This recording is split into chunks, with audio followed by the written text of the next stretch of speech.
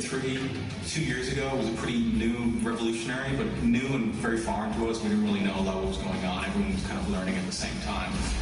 Now, when we look at it, we feel a lot more at home with PlayStation 3. From where we were a few years ago, we've come a long way, and we're just now getting to where we can really start harnessing the superpower there. So I think there's a lot more we can do. Actually, at this point, we have all of our major game systems using at least partly ESPUs. So that means larger budgets for a designer, which then translate in more AI, more rendering, more physics, more animation, and more meaningful new gameplay experiences for players. For Oblivion, what we try to do is cram as much through that main processor as possible and just use the SPUs for side tasks. For Fallout, what we're finding is the SPUs are much more important. They just tear through everything you can give them. We put physics, AI, animation on them, and they just eat them alive. My programmers on POP are the same as were on Assassin's Creed, and comparing their job then to now, it's just night and day. They're so much more efficient, and it's just a much, much easier process for them.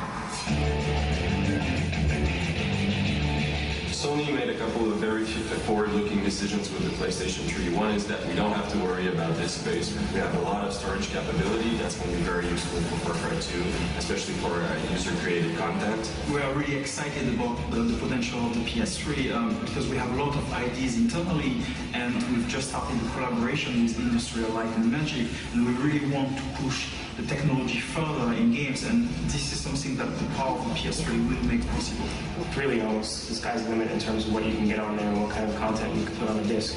You're really only limited by your internal resources. And the fact that the Blu-ray disc just has effectively infinite storage capacity compared to the competitors just means it's one less thing we have to worry about. It's one more thing that makes development on the PlayStation 3 forgiving and easy. One of the best things about the PlayStation 3 is that every single one comes with a hard drive. It's really just a gold mine. The more you hack away at it, the more treasure you're going to find underneath the surface. The more power, speed, memory, everything. It's a really powerful system, and if you have really creative individuals and really great engineers working for you, you're going to be able to do great stuff. The great thing right now about the PlayStation 3 platform is a lot of the PlayStation 2 consumers have now come over to the PlayStation 3. We're seeing the sports games that people love playing on the Sony platforms all along. Now they're going to be able to get that full, rich experience in sports gaming on the PlayStation 3. I think what you're really going to see is people, when they start pushing their gameplay, their AI, their pathfinding, all those other features of the game, start doing that on the SPU rather than just devoting that to the card format. There's a lot of untapped potential right now on PS3. I don't think there's many games that use even 80% of the SPUs. So I'm really looking forward to really rich experiences and rich, realistic worlds. I think we're just starting to really scratch the surface of what you can do with the PlayStation.